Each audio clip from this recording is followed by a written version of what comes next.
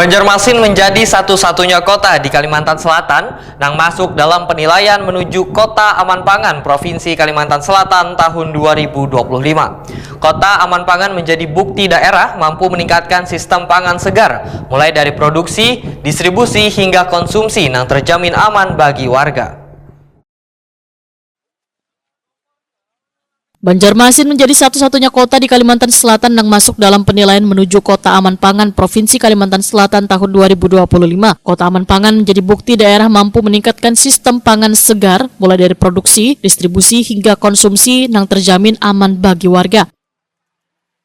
Penilaian dilakukan oleh Dinas Kesehatan, Dinas Perdagangan Kalimantan Selatan, Wan Balai Besar POM, serta Dinas Pertanian Wan Ketahanan Pangan Kalimantan Selatan yang bertugas mendampingi Wan memverifikasi kabupaten kota yang masuk nominasi. Pengawasan rutin terhadap pangan di pasar, restoran, sekolah, hingga rumah tangga untuk memastikan makanan yang dikonsumsi terbebas dari bahan berbahaya menjadi poin penting penilaian. Banjarmasin wahini sudah memenuhi kriteria Wan menjalani proses verifikasi tim penilai.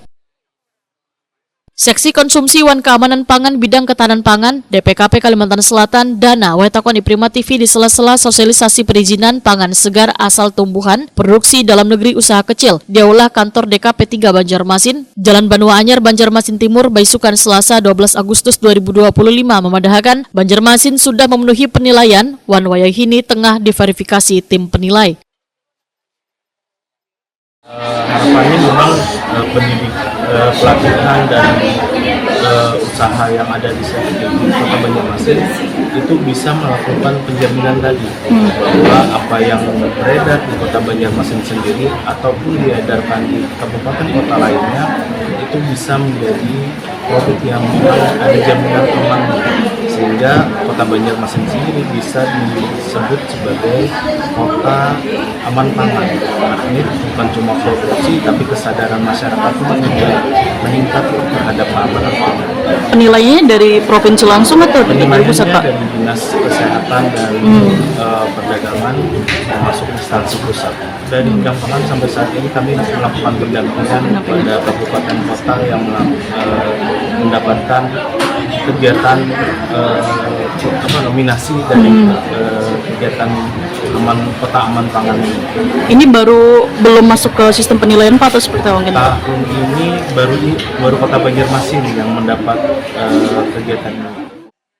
Kepala Bidang Konsumsi Wan Keamanan Pangan DKP 3 Banjarmasin Junita Rahmawati memadahkan hadirnya kader pangan atau komunitas keamanan pangan menjadi salah satu penilaian menuju Kota Aman Pangan. Banjarmasin langsung bergerak cepat membentuk 50 kader pangan yang berasal dari 52 kelurahan di 5 kecamatan. Mereka akan fokus memantau bahan pangan segar di pasar tradisional maupun modern. Para kader pangan juga akan aktif memberikan penyuluhan, wan edukasi kepada warga di wilayahnya masing-masing tentang pentingnya pangan yang aman untuk dikonsumsi. Jadi kita langsung membentuk kader pangan melalui kader posyandu dan kader kelurahan, karena mereka bersentuhan langsung ke masyarakat untuk sosialisasi atau langsung menyampaikan tentang aman pangan. Ya, oke. Bu, ini apa lagi yang lebih ditekankan nanti di tingkat kelurahan atau di kader posyandu sendiri, Bu? Dengan